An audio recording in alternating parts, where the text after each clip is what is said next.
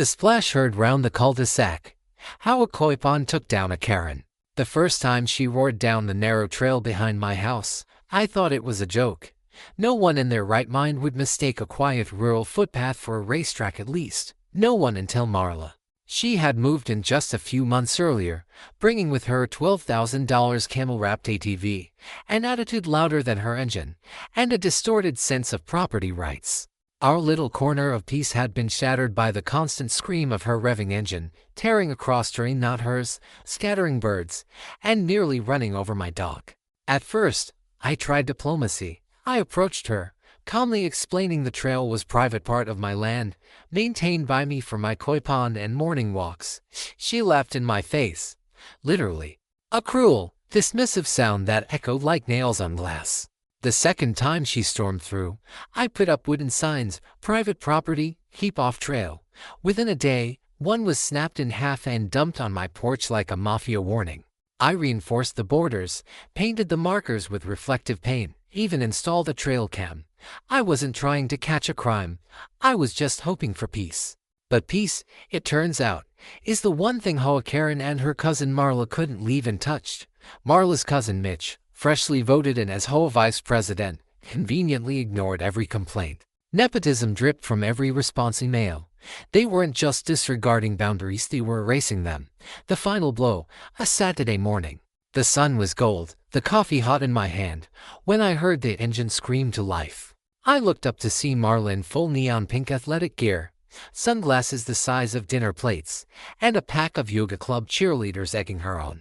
"Redneck rally time," she hollered, pointing straight at the trail. My stomach flipped. She tore through the signs like they weren't there, hit the newly dug irrigation trench I'd carved for my pond, and suddenly, physics took over. For a few surreal seconds, she was airborne, hair flying, arms flailing, ATV twisting midair like a demonic lawn dart. Then splash, a scream, a geyser of pond water, and silence. The koi vanished, the frogs fled, and Marla emerged from the muck like a swamp banshee, dripping algae and rage. Her first words, not "I'm sorry," not "Are your fish okay?" No. She shrieked, "You're going to pay for this," as though I had somehow orchestrated her spectacular dive into my peaceful sanctuary. That's when I knew this wasn't just a feud. This was war. And if Marla thought I'd back down from her chaos, she was about to learn that while I stay quiet, I fight with facts, footage, and the fury of a man pushed too far. The battle lines were drawn. The pond would be the battlefield, and Marla had just made the first, very wet mistake. If Marla thought crashing her overpriced ATV into my koi pond would earn her some sympathy, she miscalculated, badly. Within a day, she had twisted the narrative into something almost admirable in its audacity. According to her, I had booby-trapped the yard. She claimed the trench was a malicious landscaping feature designed solely to hurt her. And with HOA Karen whispering in her ear and cousin Mitch still clutching his shiny new HOA title like it was a golden ticket, escalated their campaign. First came the HOA citation, a $5,000 fine for unauthorized topographical manipulation. I stared at the paperwork in disbelief. My pond, which had been there for over a decade and was fully permitted, was now labeled a hazard. The kicker, they demanded I fill it in. The koi pond I built by hand, that firefighters once used during a brush fire, was now public enemy number one. But they hadn't counted on two things. One, I keep records every permit, every boundary survey, every email. And two, I had Nana. Nana wasn't just a lawyer, she was a force of nature. Sharp-tongued and steel-spined, she used to be HOA president herself, and her grudge against Karen went back years. When I handed her the trail cam footage of Marla's crash, her eyebrows climbed so high I thought they'd escape her forehead. She laughed once, a cold and certain, and said, "We're going to ruin them with paperwork."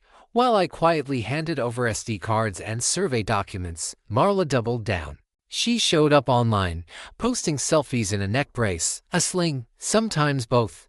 Her stories became more elaborate each day. I had rigged the path. My koi were aggressive aquatic hazards.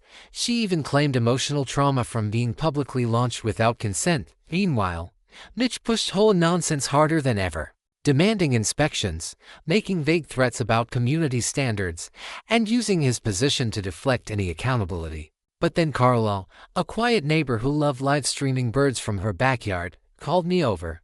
Her cam had accidentally caught everything. From Marla's watch this, war cry to her airborne moment, and the splash heard round the cul de sac. The footage was crystal clear, even capturing her laughing. "If I crash, I'm suing." We handed it to Nana like a gift from the karma gods. She smiled, slow and wicked. "This isn't just a defense. This is a nuke." And it was. Not just because it exposed Marla's lies, but because it hinted at collusion. Karen's whole influence, Mitch's abuse of power, the fabricated violations, it was all unraveling. They had poked the wrong bear, and now the bear had a lawyer. And receipts. What began as a ridiculous crash had turned into a full-scale legal and neighborhood battle. And for the first time, it wasn't just about my pond, it was about principle. They tried to drown me in drama. Instead, they lit a fuse under their own circus tent. The moment Carla's 4K footage hit Nana's desk, the tide shifted completely. Marla, Karen, and Mitch had built their entire narrative on bluster, bureaucracy, and bad acting. With this video, it was irrefutable. The resolution was so crisp you could count the dragonflies hovering above the pond just before Marla's ATV met its watery fate. Nana wasted no time. With her signature blend of elegance and ruthlessness, she filed a counterclaim so sharp it could cut glass. The claim wasn't just a defense, it was an offensive strike: harassment, malicious litigation, property defamation, and whole misconduct. Suddenly, Marla's lawsuit transformed from a petty drama into a full-blown legal siege. And while she was still hobbling around in her neck brace and oversized sunglasses, staging photo ops and claiming emotional distress, were gearing up for court with a portfolio of facts so airtight it could survive underwater longer than her ATV. But the legal battlefield wasn't the only place the story exploded. The internet caught wind of the footage, thanks to Carla's teenage nephew, who posted a meme titled "Pond Karen, The Reckoning." It spread like wildfire. Within hours, Marla was immortalized in slow-motion GIF soaring through the air with banjo music in the background. People dubbed the Koi aquatic enforcers and speculated whether the trench had been designed by NASA. Marla tried to control the narrative. Of course, started a hashtag campaign, posted dramatic monologues, even claimed PTSD from amphibious assault. But the court of public opinion had already spoken. And while she desperately tried to spin the story, Mitch was floundering too. The HOA's emergency vote to find me had backfired spectacularly. Neighbors flooded the meeting, many of them bringing receipts, literal and figurative, off their own Karen encounters. From tool theft to unwanted pet parades, every grievance came out like an avalanche. It was no longer just my fight. The entire community had seen through the farce and turned on their self-appointed queen. And that's when the real miracle happened. Unity. For the first time in years, neighbors who barely nodded at each other were bonding over a shared cause. Someone brought folding chairs and set up pondside VIP seating for whole meetings. Another gifted me a handcrafted sign that read "Respect the Splash Estate. Year of the launch." But best of all, Nana discovered that my pond had been designated years ago as an emergency water source by the county. Not only was it legal, it was protected. The demand to fill it in wasn't just absurd, it was a violation of county code. When we presented this to the judge, alongside the footage and documentation, the case crumbled like we cold bread. The judge dismissed Marla's lawsuit with prejudice, launched an investigation into HOA corruption, and put Mitch on a legal leash. Watching Marla slink out of that courtroom braceless and visibly sweating wasn't just satisfying, it was justice. And we weren't done yet. Because while they had underestimated me, what they'd really underestimated was the neighborhood. With Marla's lawsuit obliterated and Mitch's grip on the whole crumbling, you'd think that would have been the end. But no, Karen wasn't done. Like a storm that refuses to pass, she pivoted from legal theatrics to digital sabotage. Days after the court victory, a bizarre email blast rippled through the community with the subject line, "Illegal koi trafficking in our midst." I nearly spit out my coffee. Attached was a grainy photo of my pond, awkwardly zoomed with red circles drawn around the fish, accusing me of harboring unlicensed aquatic imports. The accusation that I was running some covert, international koi smuggling ring. At first, I laughed loudly. But by the third email, and a mysterious tip forwarded to the local animal control, I knew exactly where this was coming from. Karen, still smarting from her courtroom humiliation, was grasping at straws soaked in desperation. I forwarded the nonsense to Nana. She cackled so hard she dropped her reading glasses and muttered, "She's weaponizing fish." This is both pathetic and honestly creative, but the county attorney didn't find it funny. After reviewing Karen's actions, false police reports, fabricated claims, HOA collusion, and now possible defamation, the county launched an investigation into malicious litigation. The hunter was now the hunted. Meanwhile, I decided if they wanted to turn my pond into a battleground, I'd turn it into a fortress of peace. I hired local landscapers to expand the pond slightly, adding a solar-powered fountain and a new stone path winding around its edge. It wasn't just restoration, it was a message: you don't scare me. You only made me build better. To the neighbors, my yard became a symbol. Kids painted a wooden sign that read Karen's final landing zone in bubble letters. Someone made a cardboard ATV and reenacted the infamous pond dive during the community's first HOA reform block party. Carla, me quiet birdwatching owl, gifted me a framed still from her 4K footage of Marla midair, with a speech bubble saying, "Airborne, baby." I hung it proudly in my living room. That moment wasn't just a crash, it was a shift in power. Because now, Karen wasn't feared. She was mocked. Her threats lost their sting. And for the first time in a long while, the neighborhood felt united. Even the HOA, now under temporary injunction thanks to the judge's ruling, began to transform. Mitch had gone into hiding figuratively, if not literally, and whispers of his impeachment were growing into full-on roars. At the next meeting, neighbors didn't just show up, they showed up organized. Stories flowed, voices rose, and fingers pointed not at me, but at years of unchecked Karen chaos. When Karen herself showed up in a hoodie and oversized shades, she tripped over a folding chair trying to sneak out the back, earning an unexpected round of applause. What had started with pond water and paperwork had become a revolution, and I wasn't leading, Edie had simply lit the fuse. The people were awake now, and the HOA's days of tyrannical absurdity numbered. The community revolt against the HOA had reached a boiling point. And even though Karen had been effectively disarmed both legally and socially, she still had one last absurd trick up her algae-covered sleeve. Just days after her folding chair exit from the whole meeting turned roast session, I received a knock on the door and a manila envelope slid through my mail slot. Inside was a police report, filed by Karen. She was now accusing me of digital harassment, claiming I had incited a meme campaign to destroy her reputation.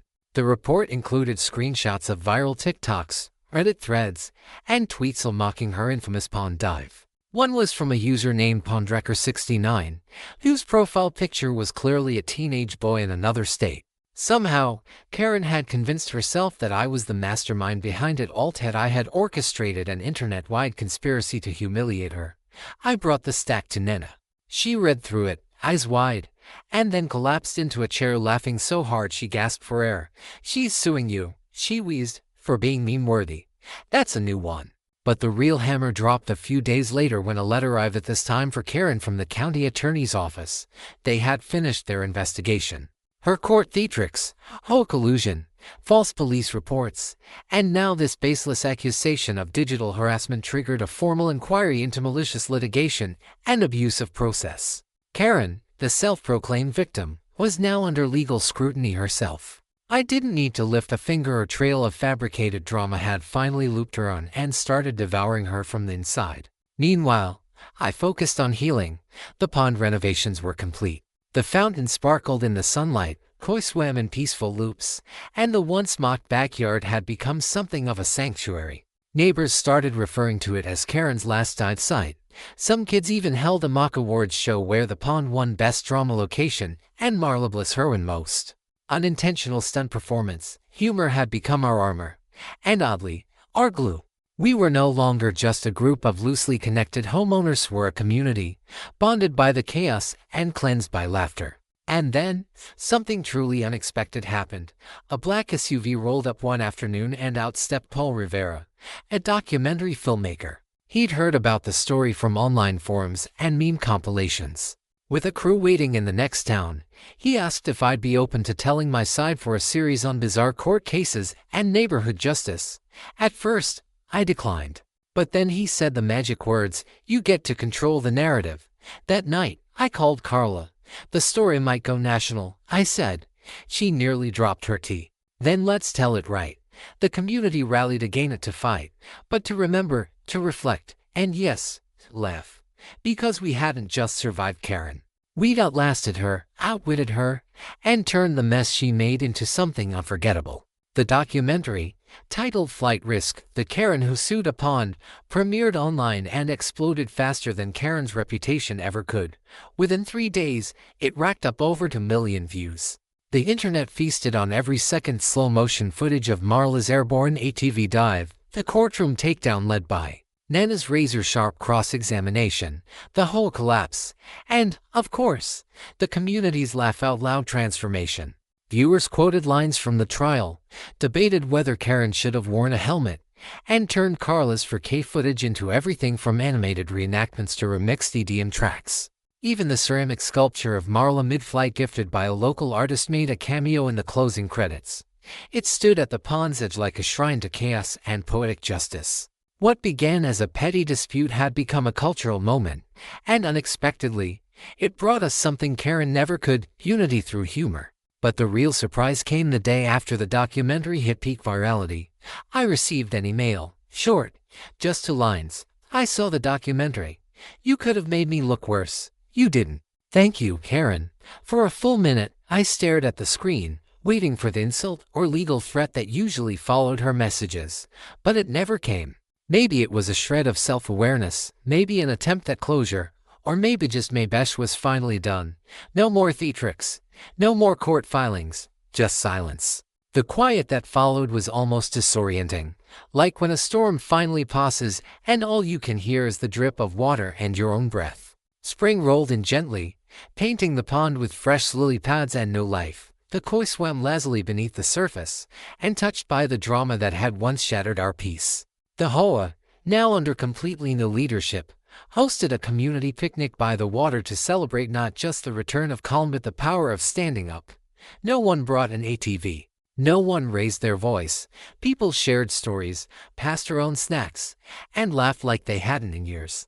They even installed a small wooden bench near the edge of the pond with a plaque that read, "In honor of boundaries, patience, and good neighbors." I didn't ask for that. I didn't need it. But when I sat there, sipping coffee one morning, I realized what it really meant. We had reclaimed more than just the path. We'd reclaimed trust. On the 1-year anniversary of the launch, as it had come to be known, I walked to the pond's edge and gazed at the water. The figurine still stood, sun-faded but proud. I thought about removing it, but decided against it. It wasn't just a joke anymore, it was a marker. A reminder of what happens when entitlement meets a community that's had enough. A reminder that dignity doesn't require vengeance, just persistence. That peace, once shattered, can be rebuilt uncorruptible. One quiet laugh, one truth at a time. The seasons turned, the chaos faded, and for the first time in a long while, life settled into something beautifully, refreshingly normal. The pond, once ground zero for absurd drama, now glistened like a symbol of everything we'd endured and overcome. The new whole board operated with transparency and actual decency. No more late-night fines, no bogus citations, no emergency meetings stacked in favor of Karen's whims. People smiled when they walked their dogs past my yard. Children giggled as they pointed to the ceramic figurine of Marla mid-flight, still proudly displayed at the pond's edge. "That's where she flew," they'd yell, and parents would chuckle, replying, "Ask your dad. He was there." The story had become folklore. Sure, but underneath the laughter was something stronger. Respect. Not for me, necessarily, but for what the neighborhood had become when people finally stood up to manufactured authority and entitled tantrums. We weren't just homeowners now. We were neighbors. Friends, a little battle-tested, but bonded. Then one chilly morning, as frost clung to the last of the fallen leaves, I heard a low, familiar hum, the mistakable sound of an engine approaching from the back trail. I froze, coffee mug halfway to my lips. It couldn't be. And yet, crawling down the path like a ghost from a cautionary tale was Karen. No ATV this time. Just her, wrapped in a bulky coat, a manila folder clutched in one gloved hand, and a look on her face that wasn't rage or defiance but weariness. She stopped just outside the marker stones I'd installed after the lawsuit, now painted with clear no trespassing signs in bold, unmistakable font. We locked eyes, and for the first time, Karen didn't shout, She didn't blame. She simply said, "I'm not here to cause trouble. I just want to talk." That alone sent a chill through me. Karen didn't talk. She accused, she stormed, she sued. And yet there she stood, arms trembling, folder raised like a strange white flag. Cautiously, I walked to the edge of my property, careful not to cross the line. "I'm dropping everything," she said before I could ask. "The appeal, the police complaint, the whole claims, all of it." She opened the folder and pulled out a single document. "If you sign this, we go our separate ways. You don't come after me for damages or harassment, and I promise I don't show up again. Ever." It wasn't quite an apology, but from Karen, it was the closest thing I'd ever get. I took the folder without a word. Nena had warned me something like this might happen. A last-ditch effort at salvaging dignity before things got worse for her. I nodded, told her I'd have my attorney review it, and without another word, Karen turned and walked away. No grand speech, no insult, just the crunch of boots in the frost and the closing of a long, chaotic chapter. And just like that, the storm that had threatened to tear this community apart finally ended.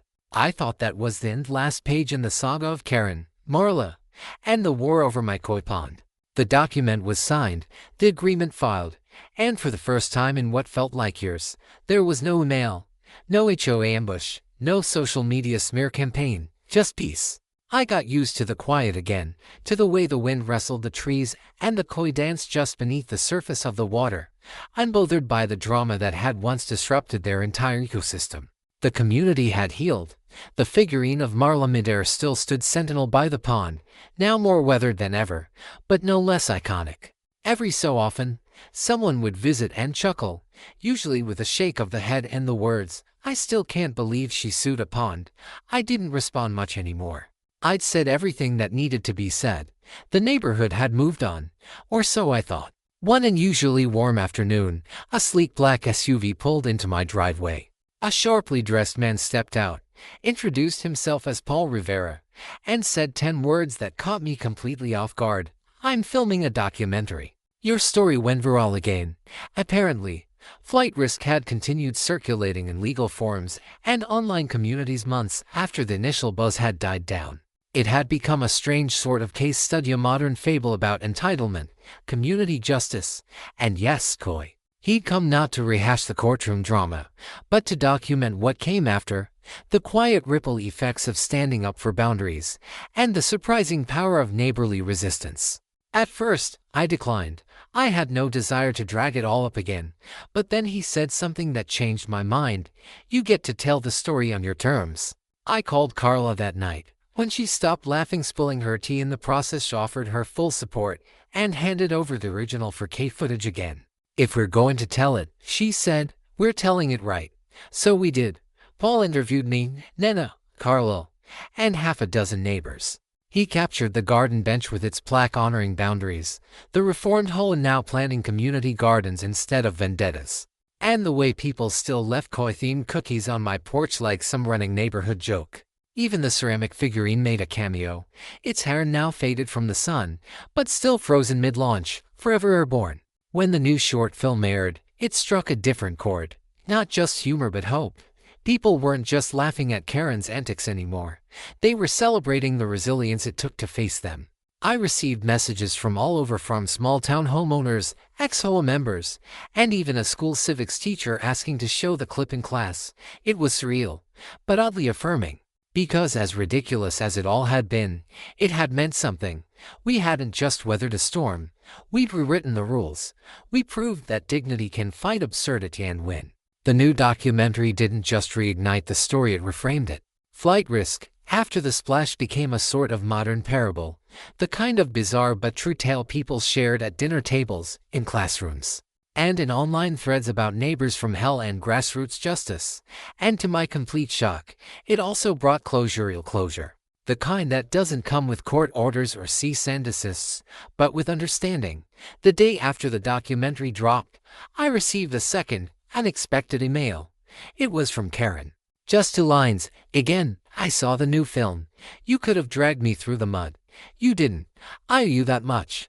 No hashtags, no threats. Just that. I stared at it for a while, unsure whether to laugh or brace myself for another shoe to drop, but it never did. That really was the last time I heard from her. No follow-up, no stage stunts, just quiet. And in that quiet, something else bloomed: gratitude, not just from the neighbors who lived through the ordeal, but from people far beyond our cul de sac. Messages started flooding in. A retired veteran from Arizona thanked me for standing up to HOA overreach. A teacher in Vermont shared how she used the story to explain civil procedure and abuse of litigation to her students.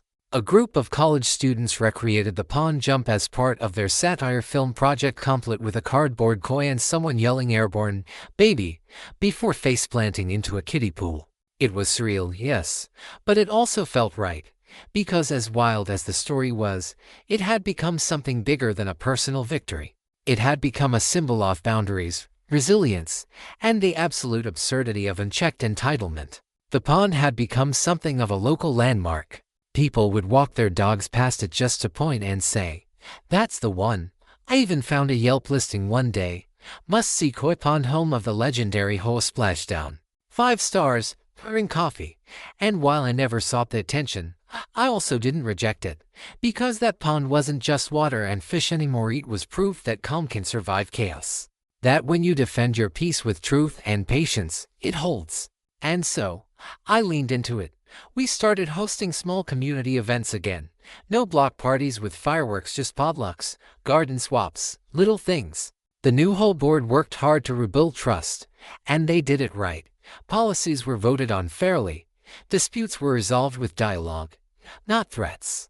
We even formed a volunteer group to help maintain shared green spaces. The neighborhood was no longer defined by a tyrant in a pink tracksuit. It was defined by the people who stayed, who listened, who fought for decency with humor and facts. Sometimes, on cool evenings, I'd sit by the pond with a cup of coffee, watching the koi move slowly beneath the surface. And I'd smile. Not because we'd won, but because we hadn't let nonsense destroy something good.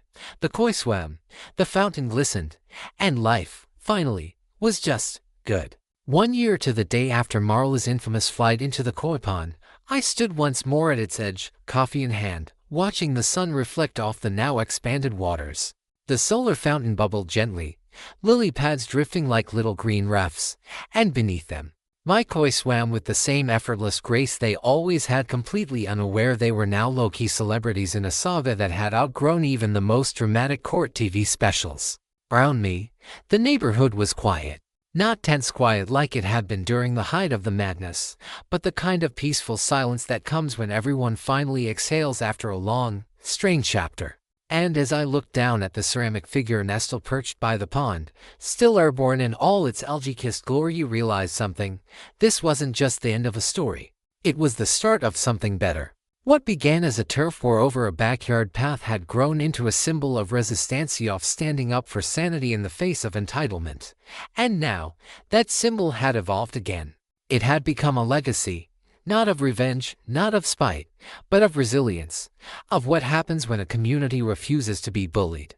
Because what none of us could have known in those early days, when Karen and Marla were flinging citations and lawsuits like confetti, was how deeply the chaos would forge connections between people who had once barely waved across driveways. We were stronger now. We had learned to speak up, to support each other, to show up not just when someone fell into a pond, but when someone needed help building a fence, or watching their dog, or organizing a community cleanup. We'd stop being neighbors in name only.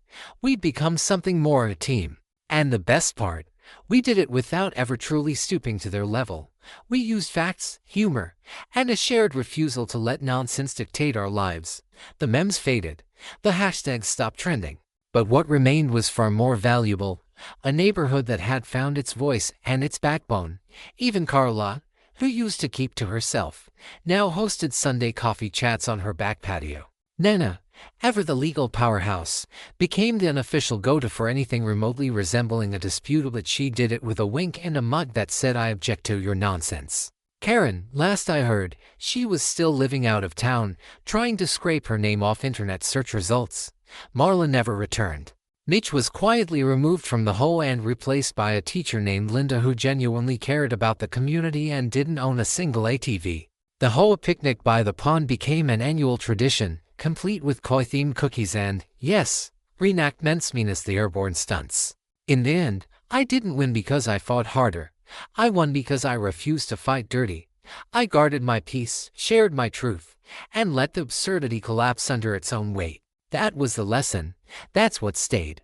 Valuable lesson for the audience. When faced with chaos, entitlement, or injustice, whether from individuals or institutions, it's tempting to respond with rage, retaliation, or surrender. But the real power lies in measured resilience. This story teaches us that dignity, evidence, and community solidarity can outlast even the loudest storms. When boundaries are crossed and common sense is challenged, it's not always the biggest voice that wins, it's the calm, prepared one. By choosing truth over tantrums, humor over hatred, and law over lawlessness, you not only protect your peace, you inspire others to do the same. In the end, it's not revenge that delivers justice. It's standing your ground with grace.